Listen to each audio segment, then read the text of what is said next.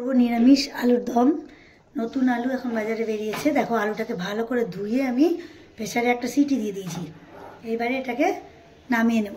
নিরামিষ আলুর দম আজকে নিরামিষ করব, এটা পেঁয়াজ দিয়ে করা যায়। আজকে যেহেতু মঙ্গলবার আমি নিরামিষ খাই, তাই জন্য আমি নিরামিষ আলুর দমটা করব। দেখো তাহলে কেমন করে করি। এটাকে আগে জলটা ফেলে দিচ্ছি, ভাপিয়ে নিয়েছি আমি একটা সিটি। এটা একটা সিটি দেওয়া হয়ে গেছে আমার, এটাকে নামিয়ে নিচ্ছি। নমস্কার, আমি সুদেশনা।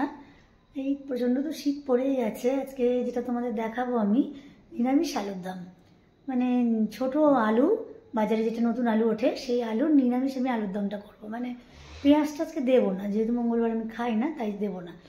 পেঁয়াজ দিয়েও একদিন পরে দেখাবো। তো চলো তাহলে নিরামিষ আলুর দম দেখতে থাকো। এটা করছি আমি। দেখো তেল গরম হয়ে গেছে, শুকনো লঙ্কা ফোড়ন দিয়ে দিয়েছি। এরপরে জিরে ফোড়ন, আর একটু কালো জিরে আর একটু জিরে এই দিয়ে দিচ্ছি। এইবারে গরম হয়ে গেলে তেজপাতা দেবো, তেজপাতা, জিরে আর কালো জিরে। তারপরে দেখেছি তোমরা আলুটাকে তো সেদ্ধ করে রেখেছি। এই আলু সেদ্ধ করে ভাপিয়ে রেখেছি, প্রেসারে একটা সিটি দিয়ে রেখেছি। আর এর মধ্যে দেবো ক্যাপসিকাম কুচি, মটরশুঁটি ছাড়িয়েছি, আর টমেটো কুচি, কাঁচা লঙ্কা কুচি, ব্যাস। আর জিরে ধনে গুঁড়ো যেমন দিই সব মশলা দিয়ে। তেজপাতা ফোড়ন দিয়ে দিলাম। এবারে আমি এক করে আলুগুলো ছেড়ে দেবো। এটা পেঁয়াজ দিয়ে অন্যদিন করে আরেকদিন দেখাবো। আজকে পেঁয়াজ দিচ্ছি না, নিরামিষের জন্য ফোড়ন দেবো। আর এর সাথে ফোড়নে আরেকটা দেবো একটু দারচিনি আর একটু ফোড়নের সময় ভালো সেন্ট হবে। একটু দারচিনি দিলাম, একটু এলাচ, লবঙ্গ, এলাচ,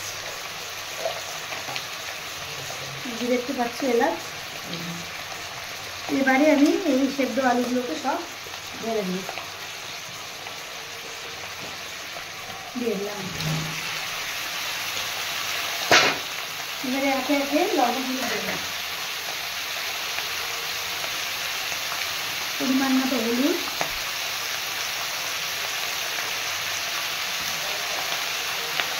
এক চামচ লবণ। এবারে এক এক করে আলুটাকে আমি প্রায় 5 মিনিট মতো ভেজে নিলাম ভালো করে। এবারে এক এক করে দেখো ক্যাপসিকাম মটরশুঁটিগুলো আমি দিয়ে দিচ্ছি। কাঁচা লঙ্কা চিড়ে দিয়েছি, এই ক্যাপসিকাম দিয়ে দিচ্ছি, মটরশুঁটি দিলাম। আর মশলা তো আমি হাতে যেটা করেই রাখি, জিরে গুঁড়ো ধনে গুঁড়ো ভেজে মিক্সিতে গুঁড়ো করে রাখি, টমেটোটা পরে দিবে। সেই মশলাটা দেখো এখানে জিরে গুঁড়ো ধনে গুঁড়ো শুকনো লঙ্কা গুঁড়ো আর ওদিকে হলুদ। এটা আমি জল দিয়ে ভালো করে গুলে নেব। জল দিয়ে গুলে এর মধ্যে দেবো, আর শুধু আদাটা কুড়িয়ে দেবো। একটু ভালো করে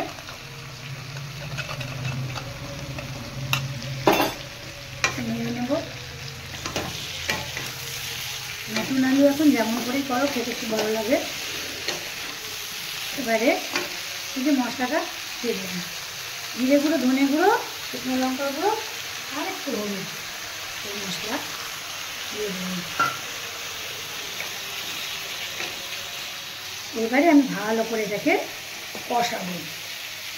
সামান্য পরিমাণে একটু তেল দিলাম, আর টমেটোগুলো এবারে দিয়ে দিচ্ছি।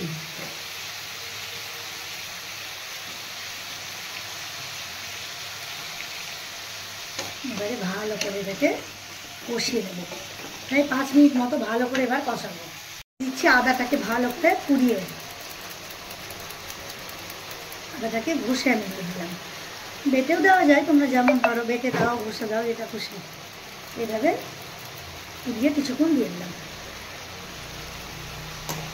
এবারে আমি 5 মিনিট মতো ভালো করে কষিয়ে নেব, কষিয়ে রেখে দেবো। ভালো করে এবারে কষানো হয়ে গেছে দেখো, প্রায় 5 থেকে 10 মিনিট মতন ভালো করে নেড়ে কষিয়ে দেবো সিম করে গ্যাসে। সহজ রান্না, তোমরা সকলেই জানো, আমি তবু দেখালাম। এবারে জলটা দিয়ে দিচ্ছি, আমি জল দিয়ে দিচ্ছি পরিমাণ মতো।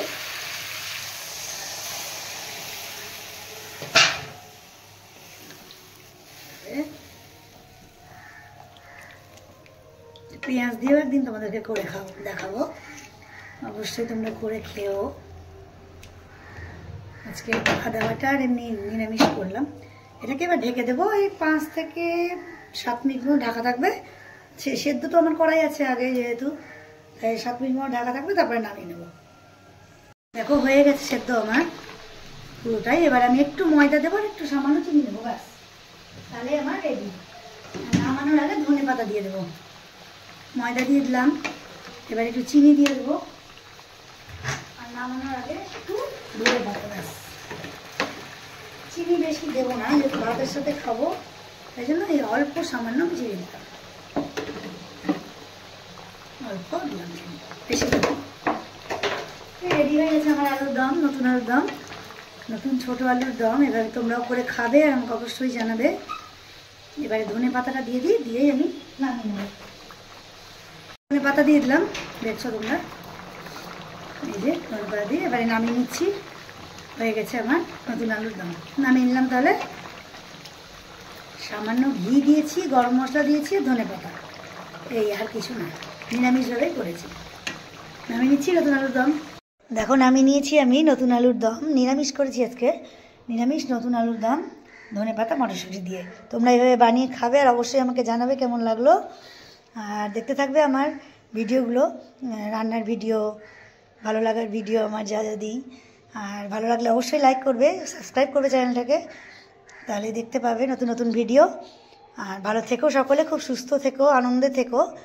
আর নিজের ভালো লাগার কাজগুলো অবশ্যই দিনের মধ্যে একটা সময় বার করে নিজের জন্য কিছু সময় দেখো। তাহলে আসি, ভালো থেকো সকলে, টাটা।